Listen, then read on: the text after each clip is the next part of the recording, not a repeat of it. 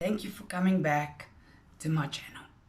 So basically, I want to go on from where my boyfriend passed away. And every day his sister would come with us in the afternoons and she would sit at our house with me and my sister doing homework, and we would make lunch for everybody because my sister and I could cook very well. And she was only 7, his sister. It was his half sister, Bernadine. So basically, 3 months after that, one of our friends was arrested, and we don't know anything more than he hung himself. So yes, 3 months later, there I was going to another funeral. And it was tough because I'd still not gotten over losing my boyfriend, my first love. And so that was tough. But then I started rebelling big time because it was January of 95 when I was at the school pool and we were doing the whole shake the can, pierce a hole in and open it up and it just comes. And we were drinking cider, but it still makes you drunk. So all of a sudden I just hear someone saying, "Betty, your mom and dad are looking for you. You must go home." And I'm like, damn it, I'm drunk. Okay, so I've had about 2 or 3. Like I said, I weighed 45. I was tiny. And then I get in the car and I'm like, please, dear God, please do not bust me today. I don't feel like getting into trouble.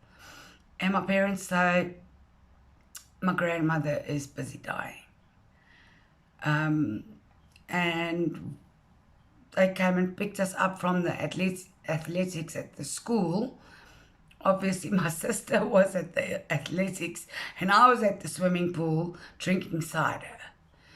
So I was trying everything within my power not to appear drunk or smell drunk. So I opened the window, blew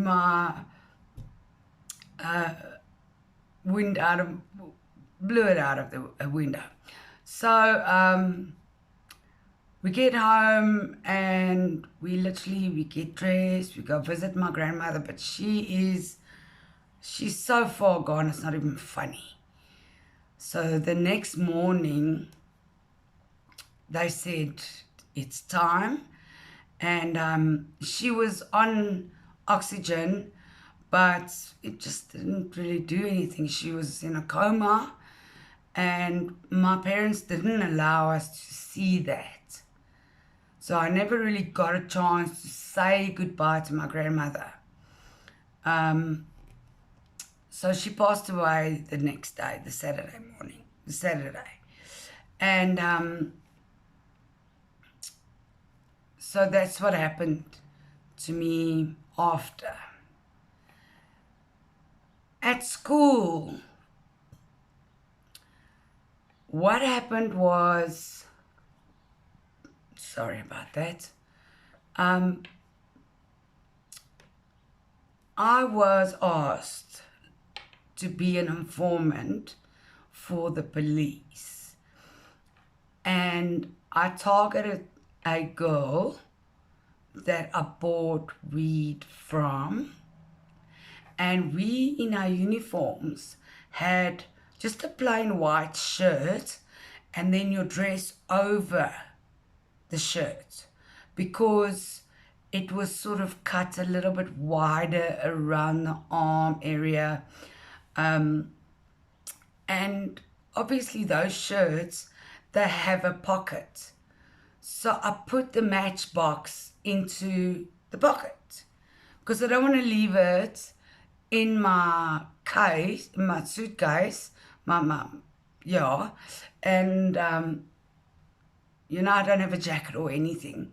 So that is the only place I could put it.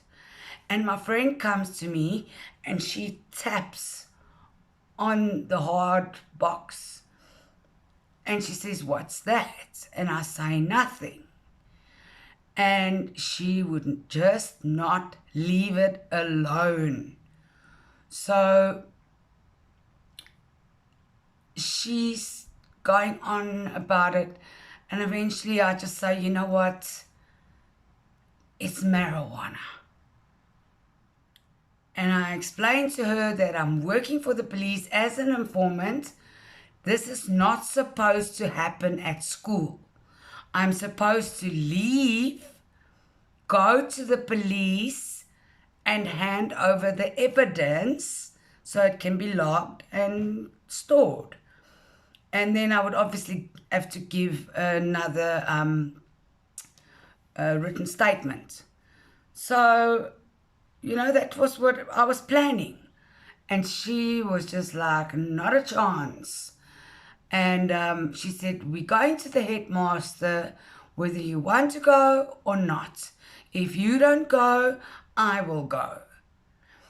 And I was so angry. And I hadn't even known what the repercussions were going to be. So we go to the headmaster, I tell my story, and he calls the other girl where I bought it from. He calls her out of class and into the office. And they also call the police. And I'm just standing there. I want to die. Literally. Because this is not what was supposed to happen. And then I gave them the lieutenant's name and everything, a number that they can call, and they arrested her. She was expelled from school. There was a court case which may have ended in a discussion as to what was going to happen to her. And she got sent to Norman Heights, which is a house for problem children.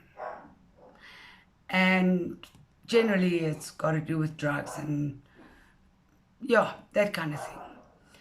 And I was completely and utterly ridiculed at school. They said to me, I only went out with Edwin because I wanted to find out who smokes weed so I can bust them. And at this point, I'm 15. I'm 15. This is my childhood.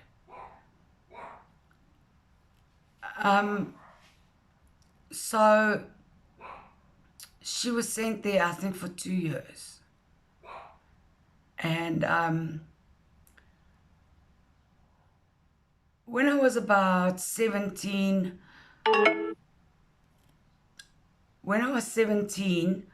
my friend and I went out with a guy. Wasn't her boyfriend, but